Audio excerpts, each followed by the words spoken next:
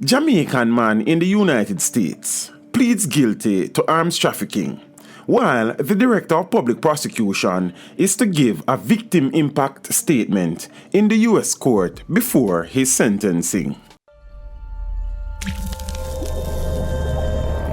Teach them! Always make sure the message reach them!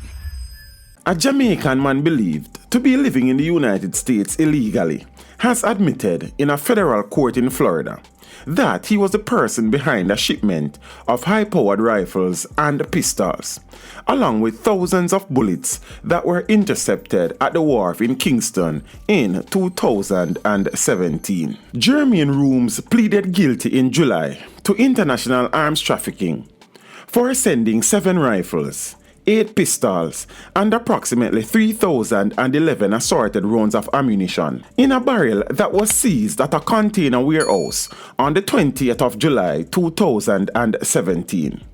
The Office of the Director of Public Prosecutions has confirmed. Rhooms' conviction marks the culmination of a joint investigation between the Jamaican police and the U.S. Immigration and Customs Enforcement Agency. He is to be sentenced on the 9th of January 2020. In a historic move, Jamaica's DPP, Paula Llewellyn, has been asked to attend court and outline how the illicit arms trade has affected Jamaica. I have been invited, along with 2 of my deputies, to attend the sentencing hearing and give a victim impact statement in respect of the impact of international arms trafficking on Jamaica, Llewellyn said. Meanwhile, a senior law enforcement official revealed that the case was cracked through good old-fashioned police work. We collected scientific evidence at the warehouse. When we checked it against our system, nothing came up. So we sent it to the Americans, and that is how Rhooms landed on our radar. In a job at the Jamaica judiciary, the senior law enforcement source said a decision was taken to repackage the weapons and send them to the American authorities for Rhooms to be prosecuted there. Although he would not be tried in Jamaica, and even if he was convicted, he would get what? 4 months? The source questioned. Llewellyn steered clear of that assertion, explaining that the decision to allow U.S. authorities to prosecute Rhooms was based on a careful evaluation of all the circumstances. I do not want to get into some of it publicly, but after extensive discussion with 2 senior members of my staff who worked closely with law enforcement officials in Jamaica and the United States, and since he was domiciled there, we thought that it be best dealt with over there, she said. The most important thing is that the interest of justice has been well served. To me, it matters not whether it is in Jamaica or in the US. It shows the collaboration and cooperation between the prosecuting authorities and the law enforcement in both our countries, which ultimately serves the ends of justice. According to the newly released details, Jamaican law enforcement authorities zeroed in on the Adolph Levy warehouse on July 20, 2017, after the local intelligence community was alerted about 2 suspicious containers. The first container was searched, and what appeared to be a decoy strategy was employed by the criminal. This was in the form of toy guns and what appeared to be useless household items, one source revealed. But the team hit pay dirt during a search of the second container, when the guns and ammunition were found almost in plain sight, in a blue barrel that was shipped in the name of Raw Ricketts and consigned to Eric Ricketts of a Kingston 20 address, one source disclosed.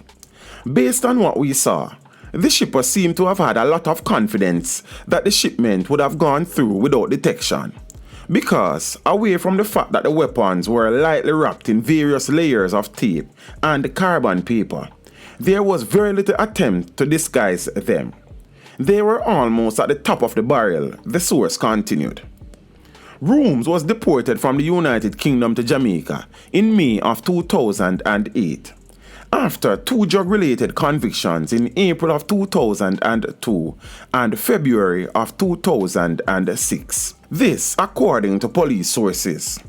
But months later, he reportedly moved to the US and was arrested on drug charges in Florida in February of last year. The type, make, model and caliber of the weapons found are as follows. The 7 rifles found included one Norinco Spotter 5.56, one FEG SA-85M 7.62, one American Tactical Omni Hybrid 5.56, 3 Anderson Manufacturing AM 15 5.56, 1 Stag Arms Stag 15 5.56. The 8 pistols included 1 Ruger LC 9S 9mm, 1 Smith & Wesson FNX 40.40, 1 Ruger P9.45, 1 Ruger Clay 9mm, 1 Ruger P9 5DC 9mm, 1 Springfield XD 40.40,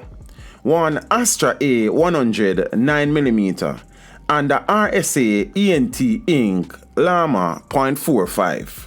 A total of 3,011 assorted rounds of ammunition were seized, along with a gun cleaning kit, ballistic vest, and other items.